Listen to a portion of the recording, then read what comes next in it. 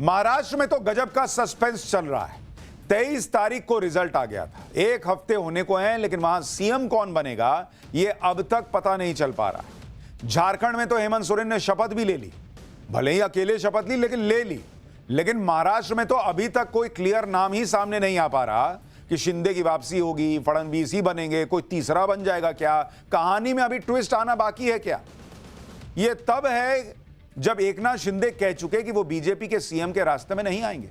इसके बाद अमित शाह के साथ कल देवेंद्र फडणवीस, एकनाथ शिंदे और अजीत पवार की लंबी मीटिंग भी हो चुकी है। कल शाम को देवेंद्र फडणवीस का नाम भी सीएम के तौर पर चल रहा है और ऐसा माना जा रहा है कि फडणवीस का सीएम बनना लगभग तय है।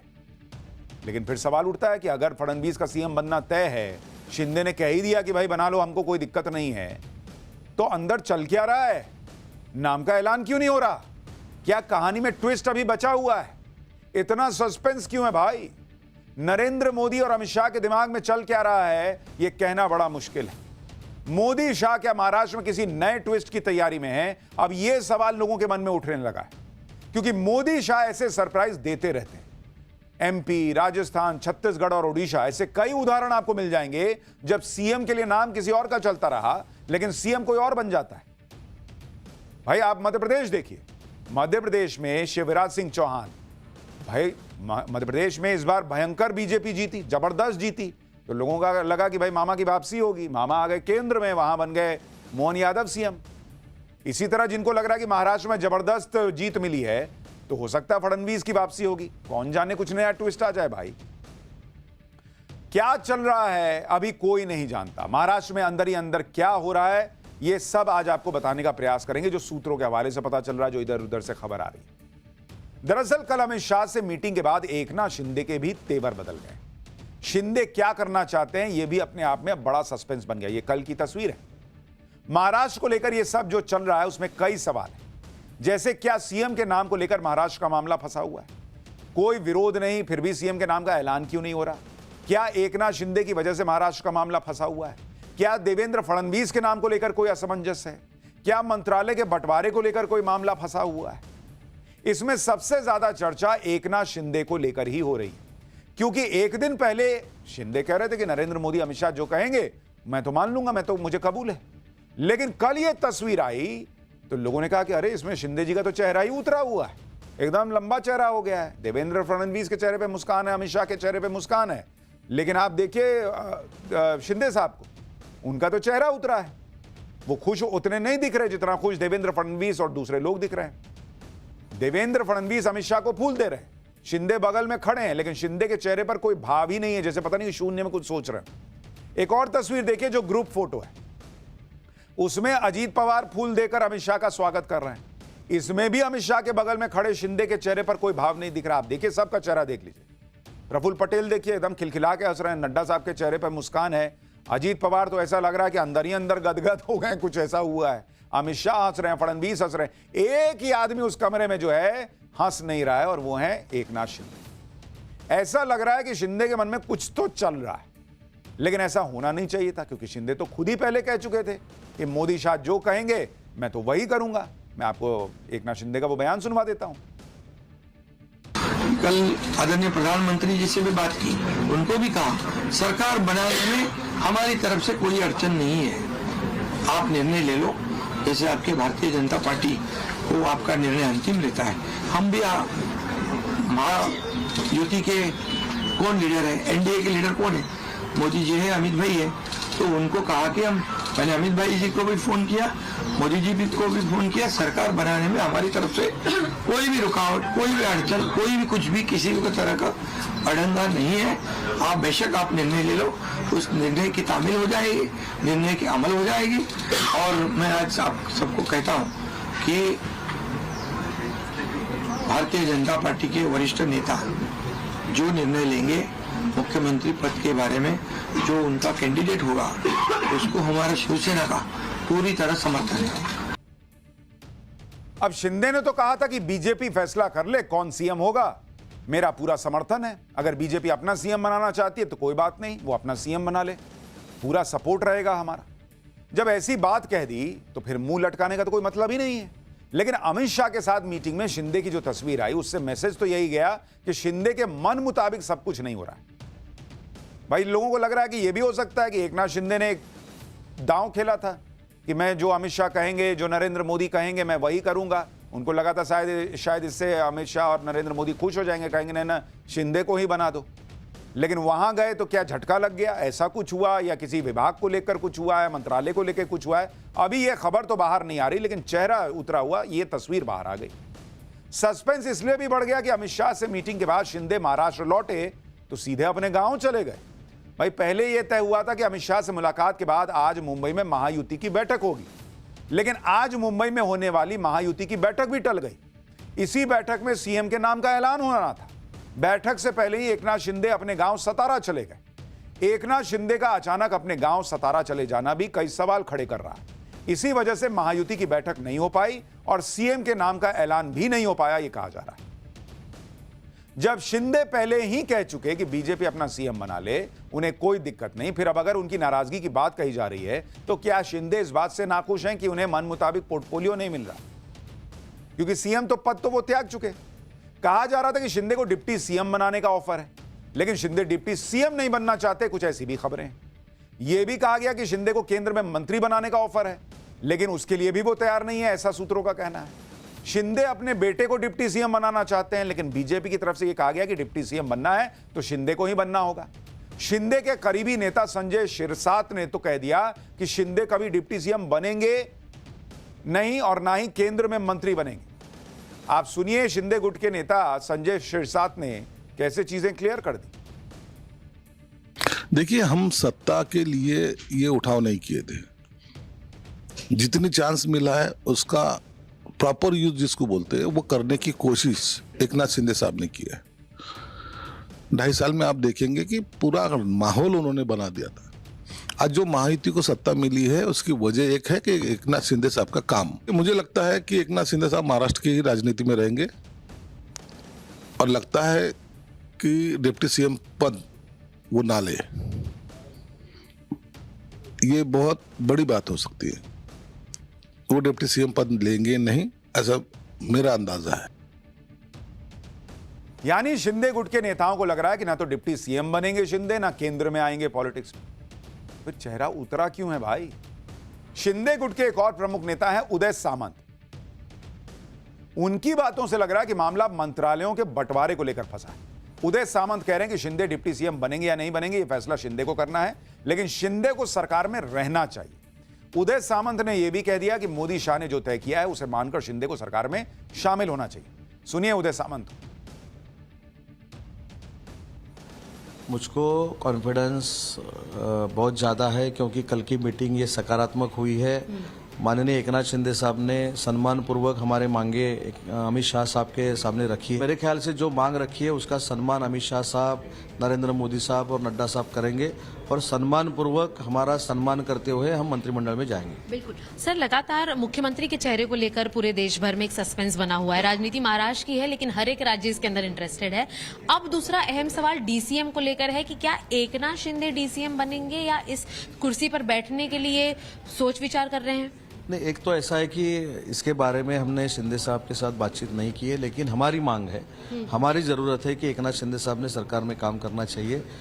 नहीं, जो फाइनल करेंगे वो एकनाथ शिंदे साहब फाइनल करेंगे, उन्होंने सरकार में रहना चाहिए, हमारी जरूरत है। लेकिन क्या आप सरकार में एज ए डीसीएम देखना चाहते हैं? नहीं, मैंने बोला ना कि जो निर्णय माननीय मोदी साहब, अमित शाह साहब, नड्डा साहब करेंगे सरकार में रहने के लिए, वो स्वीकार करके माननीय एकनाथ शिंदे साहब ने सरकार में रहना चाहिए। यानी एक चीज तो क्लियर हो गई कि एकनाथ शिंदे ने कुछ तो शर्त रखी है या कुछ तो अपनी तरफ से प्रस्ताव रखा है, और क्या वो पूरा नहीं हो रहा है इसलिए एकनाथ शिंदे का चेहरा उतरा हुआ है, मन टूटा हुआ है। सवाल यह है कि शिंदे सीएम बन नहीं सकते क्योंकि बीजेपी को अपना सीएम बनाना है। उनके नेता कह रहे हैं कि शिंदे डिप्टी सीएम कभी नहीं बनेंगे, तो फिर एकनाथ शिंदे की सरकार में भूमिका क्या हो? इस सस्पेंस के बीच एकनाथ शिंदे ने शरद पवार गुट के नेता से मिलकर सबकी धड़कनें और बढ़ा दी। अपने गांव जाने से पहले एकनाथ शिंदे से एनसीपी शरद पवार गुट के नेता जितेंद्र आवाड़ ने मुलाकात की। एकनाथ शिंदे और जितेंद्र आवाड़ की मुलाकात थोड़ी ही देर के लिए हुई। जितेंद्र आवाड़ से मुलाकात के बाद एकनाथ शिंदे अपने गांव सतारा चले गए। जितेंद्र आवाड़ वो नेता हैं जो चुनाव के दौरान लगातार एकनाथ शिंदे पर निशाना साध रहे थे। अब अचानक जितेंद्र आव्हाड का एकनाथ शिंदे से मिलना कई सवाल खड़े कर रहा है। हालांकि जितेंद्र आव्हाड ने कहा कि यह राजनीतिक मुलाकात नहीं थी। सुनिए एकनाथ शिंदे को लेकर जितेंद्र आव्हाड क्या कह रहे हैं। देखो वो क्या सहमत है, वो क्या लेंगे, वो थोड़ी मेरे से बातचीत करेंगे। आप मित्र हैं सर, राजनीतिक मित्र भी हैं, आपको क्या लगता है? नहीं, मुझे ऐसा है कि राजनीति में प्राप्त परिस्थिति में वो क्या निर्णय लेते हैं वो अपने पार्टी को मद्देनजर रखते हुए लेंगे ना। यानी कोई पत्ते खोलने को तैयार नहीं है कि चल क्या रहा है अंदर ही अंदर। वैसे शिंदे के बिना भी बीजेपी आराम से महाराष्ट्र में सरकार बना सकती है, क्योंकि नंबर बीजेपी के पक्ष में। अजीत पवार का भी सपोर्ट है, अजीत पवार भी चाहते हैं कि बीजेपी का ही मुख्यमंत्री हो, और नंबर गेम भी यही कहता है कि बीजेपी का ही सीएम बनना चाहिए। अगर मैं आपको तीनों पार्टियों की स्थिति दिखाऊं तो एकनाथ शिंदे अगर नाराज भी हो जाएं, शरद पवार गुट के साथ चले जाएं, कुछ भी कर लें, वो अभी वहां बीजेपी की सरकार बनने से नहीं रोक सकते। क्योंकि अगर आप देखेंगे महाराष्ट्र में जो स्थिति है, महाराष्ट्र में बीजेपी के पास इस वक्त 132 विधायक हैं, 132 विधायक।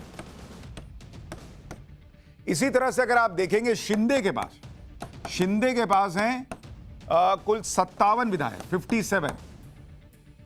और अगर आप देखेंगे अजीत पवार के पास इस वक्त मौजूद हैं 41 विधायक।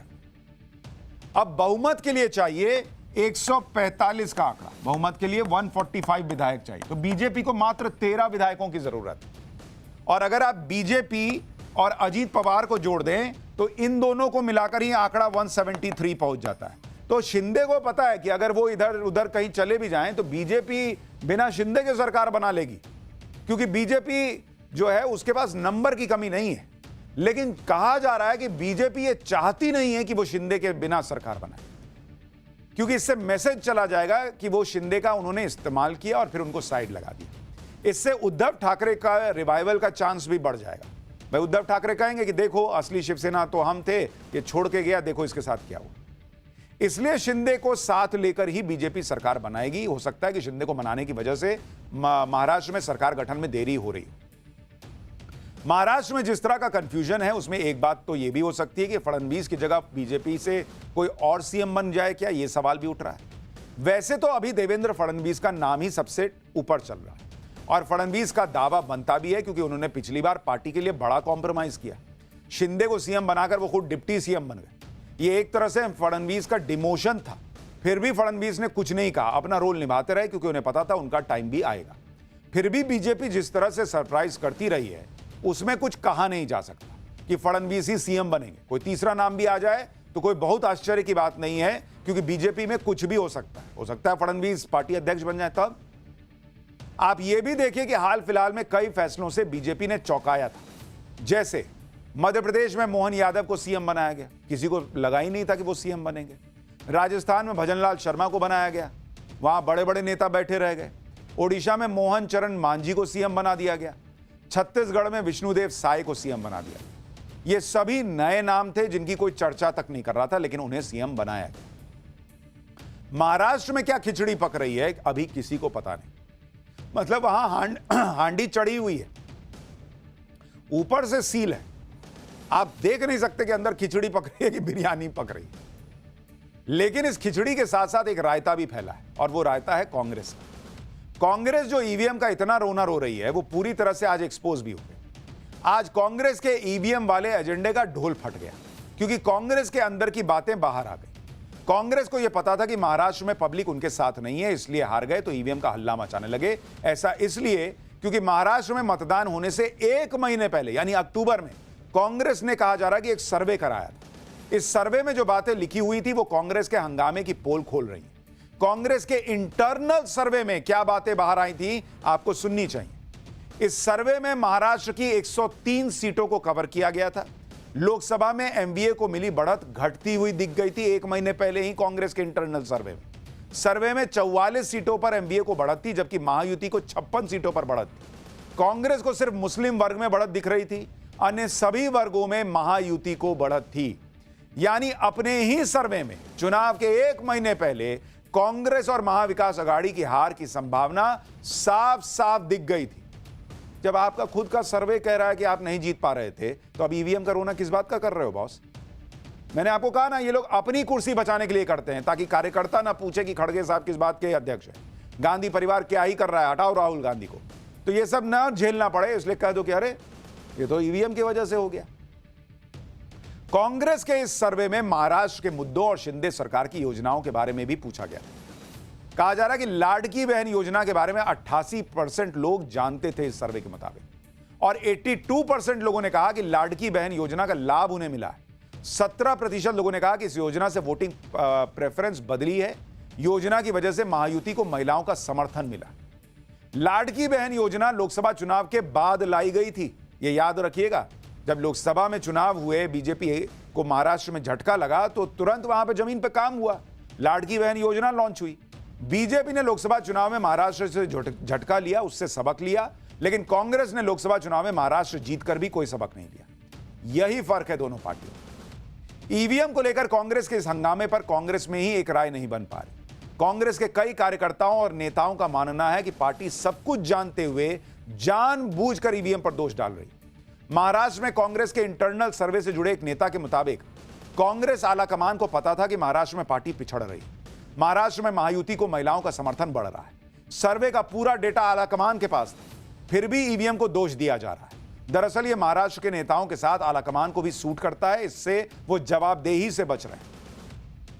और ये बात तो हम आपको पहले दिन से कहते आ रहे हैं कि ये जो अडानी के नाम पे शोर मचा रहे हैं, संसद नहीं चलने दे रहे हैं, ईवीएम का हल्ला मचा रहे हैं झूठ मूठ का, ये सब स्टंटबाजी है, जिससे महाराष्ट्र की हार पर कोई इनसे सवाल ही ना पूछ पाए। क्योंकि महाराष्ट्र की हार पर बात तो होगी, तो फिर सवाल उठेगा कि राहुल गांधी का काम क्या है भाई इस पार्टी में, खड़गे का काम क्या है?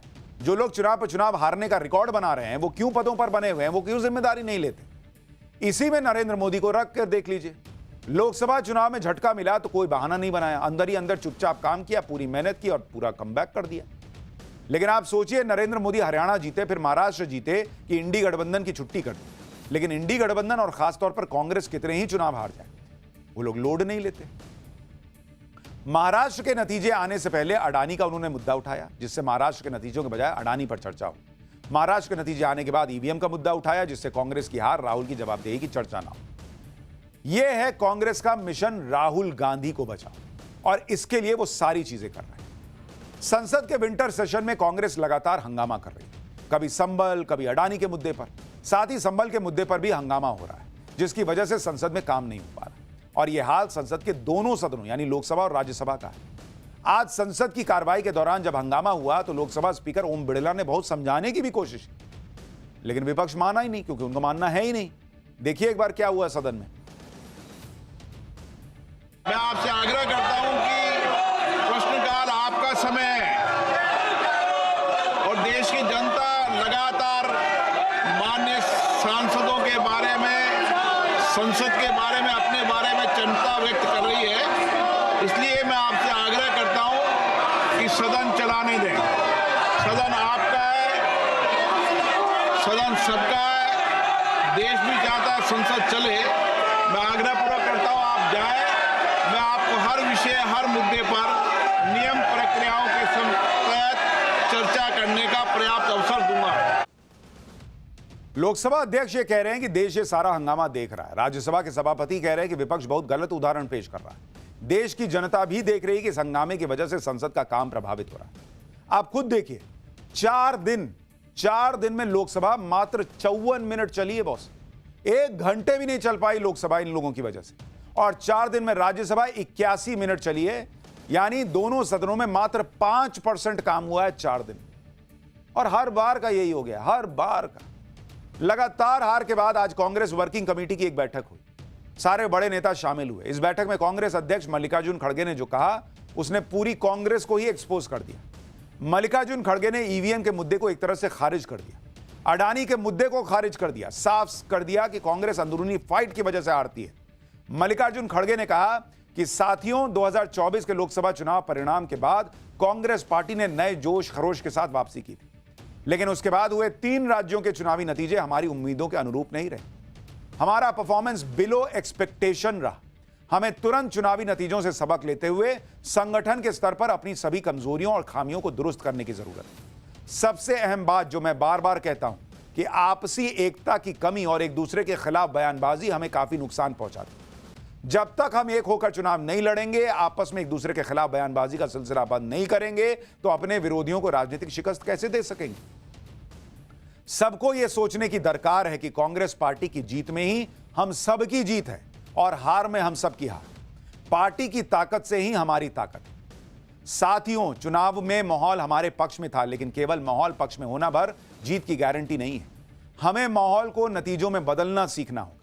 क्या कारण है कि हम माहौल का फायदा नहीं उठा पाते? इसलिए हमें पर्याप्त मेहनत करने के साथ समयबद्ध तरीके से रणनीति बनानी होगी। हमें अपने संगठन को बूथ लेवल पर मजबूत करना होगा।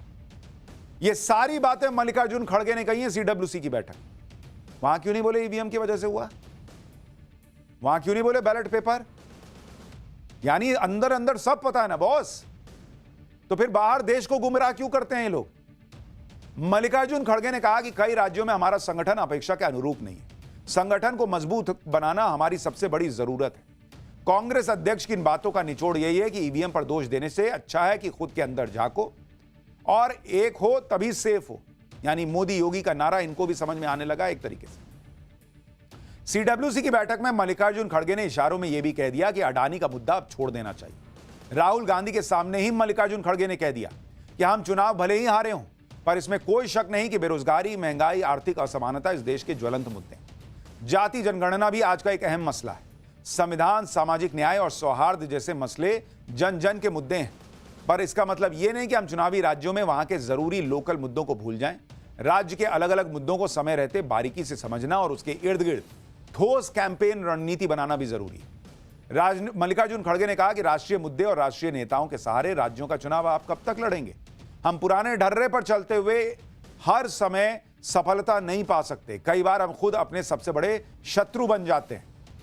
यानी मल्लिकार्जुन खड़गे ने राहुल गांधी के सामने ही घुमा फिरा के उनको कह दिया कि बॉस एटा चौलबे ना, ये जो आप कर रहे हो ये चल नहीं पा रहा है, तो छोड़िए ये सब।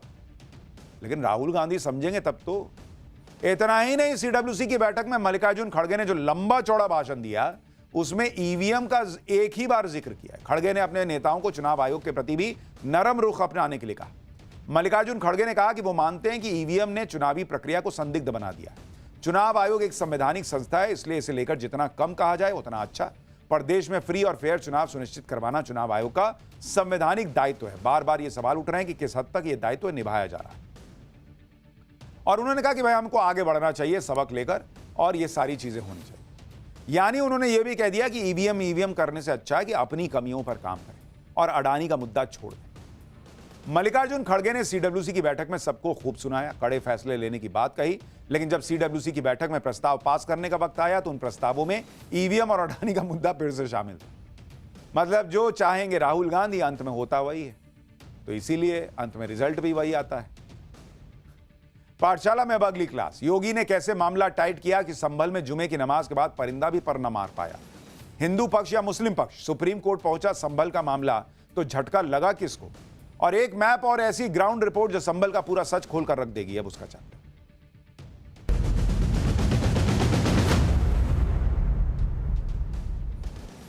संभल में 24 नवंबर को हुई हिंसा के बाद आज जुमे की पहली नमाज थी। मोदी योगी के खिलाफ एजेंडा सेट करने की फिराक में जुटा इकोसिस्टम इस उम्मीद में था कि आज संभल में फिर बवाल होगा। लेकिन संभल में हिंसा के बाद योगी आदित्यनाथ ने कैसे पूरा मामला टाइट किया है, उसकी झलक आज संभल में दिखी। जुमे की नमाज के दौरान और उसके बाद परिंदा भी पर नहीं मार पाया। इस सब के बीच आज सुप्रीम कोर्ट में संभल की शाही जामा मस्जिद के सर्वे को लेकर सुनवाई भी हुई। सुप्रीम कोर्ट ने क्या कहा, इसके बारे में आपको विस्तार से बताऊंगा। साथ ही संभल का वो मैप और ग्राउंड रिपोर्ट भी दिखाऊंगा जो संभल का पूरा सच खोल कर रख देगी। लेकिन पहले देखिए संभल को फिर से भड़काने का मौका देखकर इकोसिस्टम के अरमानों पर कैसे आज पानी फिरा। आज संभल में हिंसा के बाद पहली बार जुमे की नमाज पढ़ी। किसी तरह का बवाल ना हो इसके लिए आज पुलिस ने पहले से सुरक्षा के कड़े इंतजाम किए।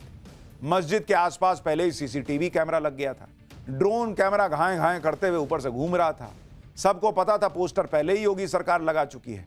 किसी को भी इस बात का भ्रम नहीं था कि हम कुछ करेंगे और बच जाएंगे। और आज नमाज से पहले पुलिस ने शाही जामा मस्जिद के गेट पर मेटल डिटेक्टर भी लगा दिया ताकि नमाज के लिए मस्जिद में जाने वाला कोई भी शख्स किसी तरह का हथियार न ले जा सके।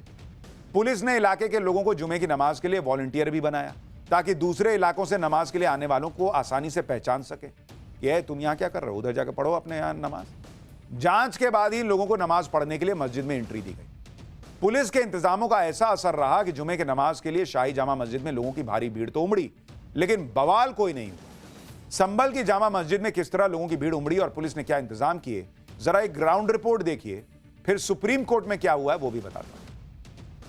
इस वक्त हम संभल की शाही जामा मस्जिद के ठीक बाहर सीढ़ियों पर मौजूद हैं। जुमे की नमाज इस वक्त समाप्त हो चुकी है और लोग इस वक्त बाहर निकल रहे हैं। बड़ी संख्या में यहाँ पर नमाजी पहुंचे हुए थे और देखिए अब एक एक करके लोग निकल रहे हैं और इंतजामात में बाकायदा जो मस्जिद कमेटी के लोग हैं, जो वॉलंटियर्स हैं, वो लगे हुए हैं। प्रशासन ने, मंडल प्रशासन ने, जिला प्रशासन ने राहत की सांस जरूर ली होगी जब जुमे की नमाज शांतिपूर्वक यहाँ पर अदा हो गई। अधिकतर नमाजी अब यहाँ से निकलकर अपने अपने घरों की ओर जा चुके हैं। भारी फोर्सेस का डिप्लॉयमेंट इस वक्त आप देख पा रहे हैं और ये सब कुछ सिर्फ इसलिए था क्योंकि जो हिंसा हुई 24 तारीख को, जिस तरीके से बवाल हुआ, जिस तरीके से आगजनी हुई, पत्थरबाजी हुई, इसको लेकर प्रशासन आशंकित था और कोई कोर कसर नहीं छोड़ी गई है और लगातार चारों ओर ड्रोन कैमरों से भी नजर रखी जा रही है। संभल में जुमे की नमाज के बीच आज शाही जामा मस्जिद के सर्वे को लेकर सुप्रीम कोर्ट में सुनवाई भी हुई। संभल की जामा मस्जिद की तरफ से सुप्रीम कोर्ट में एक याचिका लगाई जिसमें मस्जिद के सर्वे वाले ट्रायल कोर्ट के फैसले को चुनौती दी। सुप्रीम कोर्ट में आज सीजेआई की अध्यक्षता वाली बेंच ने मामले पर सुनवाई तो की, लेकिन याचिकाकर्ता से यह सवाल भी पूछा कि वो सुप्रीम कोर्ट से पहले हाई कोर्ट क्यों नहीं गए। सुप्रीम कोर्ट ने मुस्लिम पक्ष को हाई कोर्ट जाने के लिए कहा और ट्रायल कोर्ट को भी निर्देश दिया कि जब तक यह मामला हाई कोर्ट नहीं पहुंचता तब तक फैसला न सुनाया जाए। मामले की सुनवाई करते हुए सुप्रीम कोर्ट ने निर्देश दिया कि मुस्लिम पक्ष की याचिका फाइल होते ही हाईकोर्ट उस पर 3 दिन के अंदर सुनवाई सुनिश्चित करे। हाईकोर्ट में सुनवाई और हाईकोर्ट के निर्देश के बिना इस मामले में फिलहाल कोई कार्रवाई न हो। आगे सुप्रीम कोर्ट ने कहा कि ट्रायल कोर्ट 8 जनवरी तक इस मामले में कोई फैसला नहीं सुनाएगा। सुप्रीम कोर्ट ने एडवोकेट कमीशन को अपनी सर्वे रिपोर्ट सील बंद लिफाफे में जमा करने के लिए भी कह दिया। इसके साथ ही सुप्रीम कोर्ट ने यूपी सरकार को संभल में शांति व्यवस्था बनाने के भी निर्देश दिए और कहा कि दोनों समुदायों के बीच बातचीत के लिए पीस कमेटी का भी गठन किया जाए। आज हुई सुनवाई के दौरान सुप्रीम कोर्ट ने यह भी साफ कर दिया कि मामले में क्या सही है और क्या गलत, उस पर कोर्ट अभी नहीं देख रहा, इसे पेंडिंग रखा जाएगा। इस मामले में आगे की सुनवाई के लिए सुप्रीम कोर्ट ने 6 जनवरी की तारीख तय की है। सुप्रीम कोर्ट के फैसले पर हिंदू पक्ष के वकील विष्णु शंकर जैन ने क्या कहा, एक बार उसको सुनिए। सबसे पहले ऑनरेबल सुप्रीम कोर्ट ने चिंता जताई कि वहाँ पे पीस और हार्मनी मेंटेन रहे और स्टेट ऑफ यूपी की तरफ से जो काउंसिल प्रेसिडेंट उन्होंने कहा कि हम सारी कोशिश और हम पूरा दायित्व है पीस और हार्मनी मेंटेन करने का। इसके बाद माननीय सुप्रीम कोर्ट ने जो मस्जिद कमेटी थी जिन्होंने SLP दायर की थी उनको कहा कि आप इस ऑर्डर को हाई कोर्ट में चैलेंज कर सकते हैं और हाई कोर्ट में जाने का उनको एक लिबर्टी दी है। साथ ही साथ ऑनरेबल सुप्रीम कोर्ट ने यह भी कहा है कि 3 दिन के अंदर अगर आप हाई कोर्ट में याचिका दायर करते हैं तो मामला हाई कोर्ट के सामने लिस्ट किया जाए और हाई कोर्ट के फर्दर डायरेक्शंस तक के लिए वेट किया जाए और तब तक के लिए ट्रायल कोर्ट की प्रोसीडिंग रुकी रहेगी जब तक। सुप्रीम कोर्ट के निर्देश से पहले ही योगी सरकार लगातार संभल में शांति बहाली के सारे जरूरी कदम उठा रही है, जिसका असर भी दिख रहा है। संभल में दुकानें, स्कूल सब खुल गए हैं, लेकिन सुप्रीम कोर्ट ने आज शांति बनाए रखने के लिए क्या कहा, असदुद्दीन ओवैसी को फिर से बोलने का मौका मिल गया। ओवैसी ने तुरंत ट्वीट कर दिया।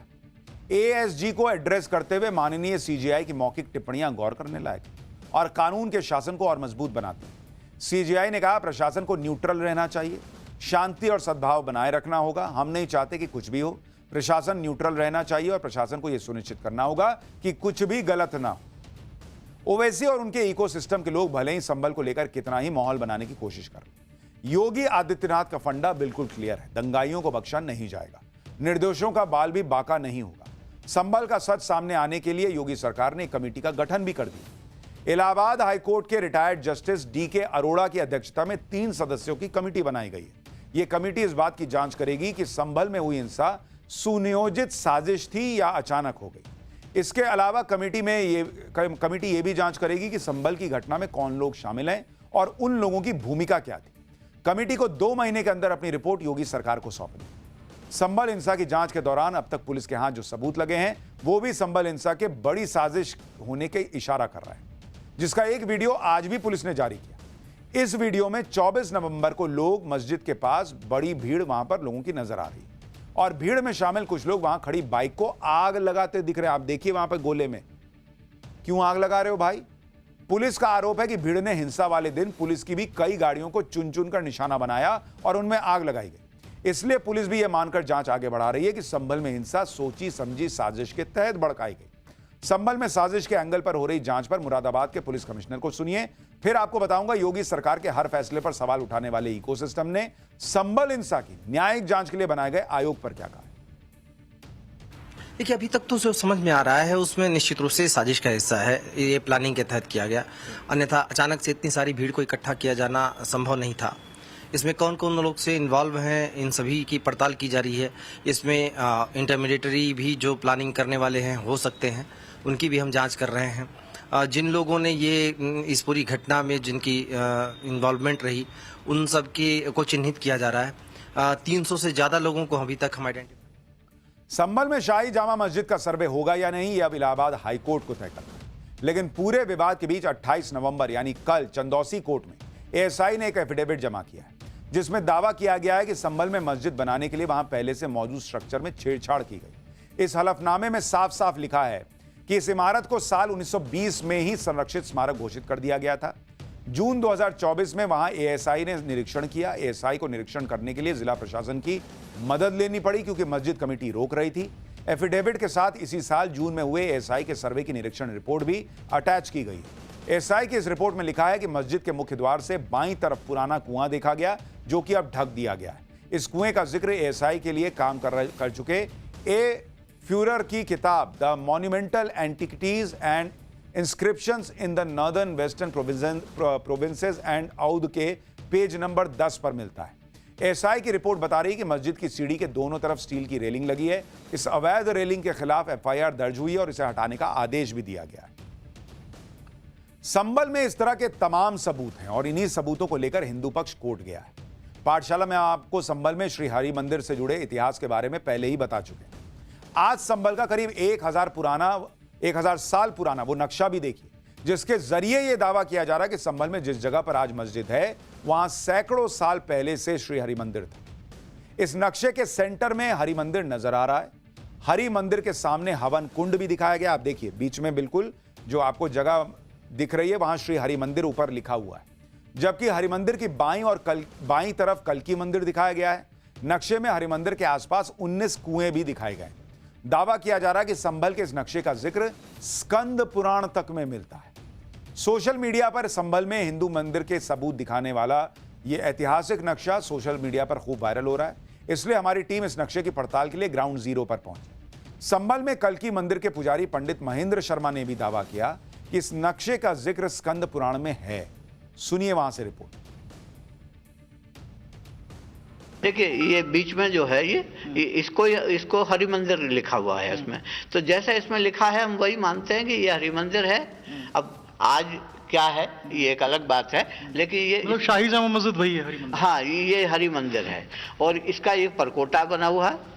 इस परकोटे के अंदर ही ये कल्की मंदिर बना हुआ है और इस परकोटे में जो बसावट है वो मोहल्ला कोट पूर्वी और कोट पश्चिमी कहलाता है। देखिए, ये कूप है, ये कूप है, इसके यहाँ पे कूप है, ये चबूतरा वाला। हाँ, तो ये चबूतरे वाला होगा।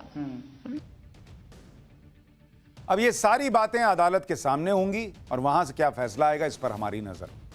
पाठशाला में अब अगली क्लास, पैर में छाले। 9 दिन की यात्रा के बाद बाबा बागेश्वर की हिंदू जोड़ो यात्रा का एग्जिट पोल आ गया। सनातनियों को जोड़ने निकले बाबा बागेश्वर कितने हिंदुओं को जगा पाए, फाइनल रिजल्ट क्या बता रहा है। फरवरी में बाबा बागेश्वर का वो नया प्लान तैयार कि कट्टरपंथियों को अभी से आग लग गई। अब इसका चैप्टर।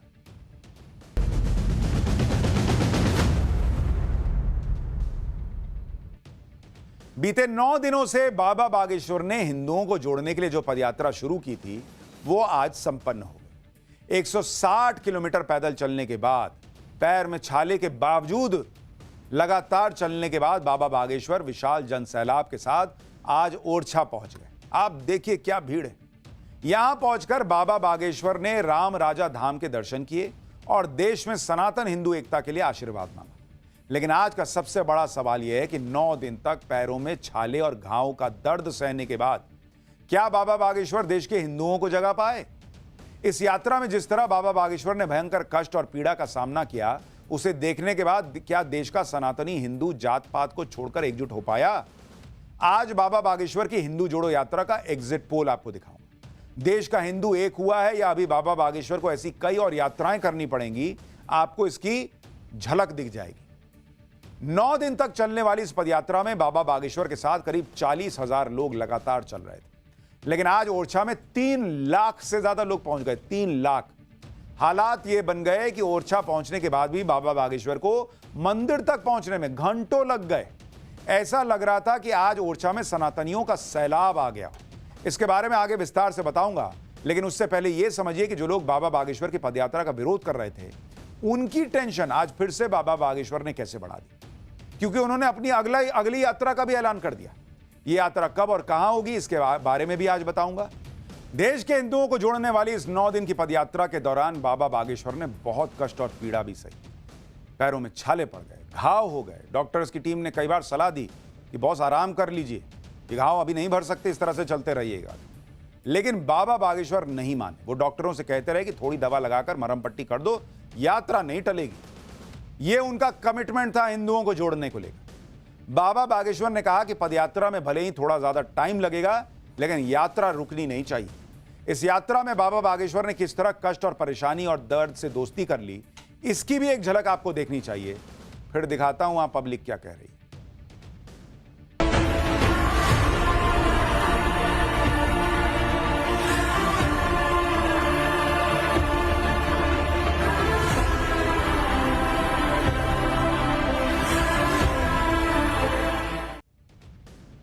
आगे बढ़ने से पहले आपको इस यात्रा की अब वो तस्वीर दिखाता हूं जिसे लेकर कहा जा रहा है कि बाबा बागेश्वर की हिंदू जोड़ो यात्रा का एग्जिट पोल आ चुका है।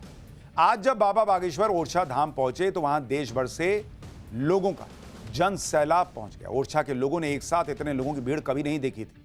इस भीड़ में देश के हर राज्य से व्यक्ति आया हुआ था जो बाबा बागेश्वर की हिंदू जोड़ो यात्रा का हिस्सा बन जाना चाहता था। इसके अलावा बागेश्वर धाम से लेकर ओरछा धाम तक रास्ते में पड़ने वाले गांव कस्बों के लोग भी इस पदयात्रा में शामिल हुए।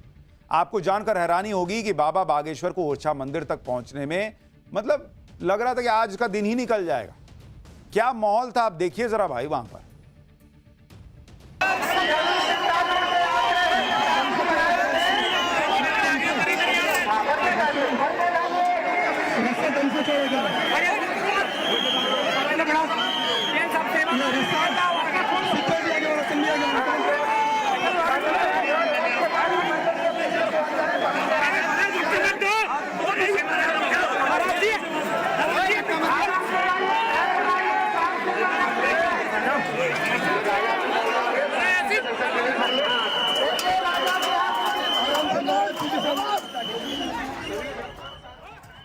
आज यात्रा पूरी होने के बाद बाबा बागेश्वर के लोगों के साथ उनका एक संवाद भी किया उन्होंने। इस बातचीत में बाबा बागेश्वर ने अपने पैरों की चोट का असली राज भी पब्लिक को बताया। बाबा बागेश्वर पहले से ही पैरों के छाले और दर्द से परेशान थे, लेकिन इसी बीच कोई भक्त आया और उन्हें भयानक चोट दे गया। ये सब कैसे हुआ, इसके बारे में खुद बाबा बागेश्वर से सुनिए। धक्का मुक्की तो ऐसी मिली, हमने तो बताई नहीं। गाँव में किसी भाई साहब ने मोटे वाले जूता पहन के जूता रखा और 2.5-3 दिन तक सूजन रही। भाई साहब चले गए, पता ही नहीं किसने लिया। हमें लगा सेल्फी ऊपर से ले लिया। तो बड़े खट्टे मीठे रंग थे वहाँ, लेकिन हम लोगों ने गुरु कृपा से और बालाजी की कृपा से आप लोगों के बल ने पार कर दिया।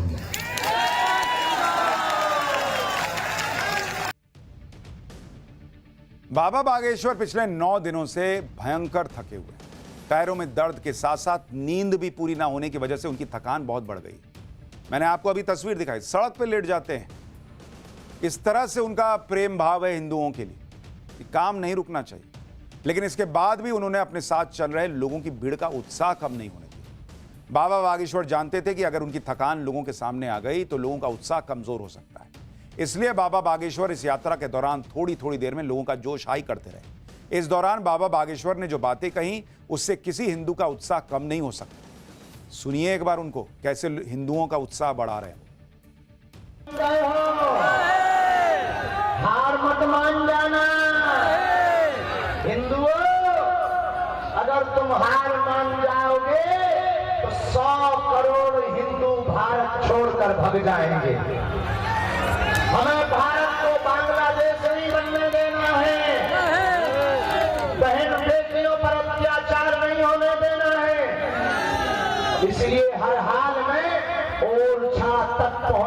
कड़ी मेहनत करके हिंदू एकता का भगवा ध्वज लहराना है। हम मानते हैं तुम कष्ट पा रहे हो, पैरों में फफूंदे पड़ गए, समय पर पानी नहीं मिल रहा, भोजन की पर्याप्त व्यवस्था नहीं होगी, चलने में तुम्हें धक्का मुक्की लग रही, लेकिन हिंदुओं अगर हम लोग अभी मेहनत नहीं करेंगे तो हमारे बच्चों का भविष्य अंधकार में हो जाएगा। बाबा बागेश्वर की हिंदू जोड़ो यात्रा का एग्जिट पोल से जुड़ा एक और किस्सा बताता हूं। आज लोगों से बातचीत करते हुए बाबा बागेश्वर ने बताया कि इस यात्रा के दौरान एक दलित बच्चा बाबा बागेश्वर से मिलना चाहता था, लेकिन उस बच्चे को बाबा से मिलने में थोड़ा संकोच हो रहा था। इसके बाद बाबा बागेश्वर ने कैसे उस बच्चे का उत्साह बढ़ाया और जात पात को मानने वाले लोगों को क्या मैसेज दिया, सुनिए। नए इतिहास को गढ़ा है कि जिन लोगों को स्पर्श करने पर लोग नहाने की बात करते थे, हम लोगों ने इस सदी में वो इतिहास लिखा है कि इन सब संतों ने उनके साथ बैठ करके भोजन किया। ना कोई बड़ा रहा न कोई छोटा रहा। बड़ा गांव चेक पोस्ट पर जब रुके, एक आर पब्लिक के कोई पत्रकार कैमरामैन थे, वो एक बच्चे को ऊपर रखते हैं कि ये मिलना चाहता, वो बैठ गया। वो बोला हम पाँव पढ़ लें, का पढ़ ले, तो बोला हम अनमोल अहिरवार हैं, पाँव पढ़ ले। उनका पाँव, उस वक्त हम प्रसाद पा रहे थे तो बैठ गए। हमने कहा पाँव तो ठीक है, हमारी रोटी बची तो तनक खा ले, तनक हम खा ले।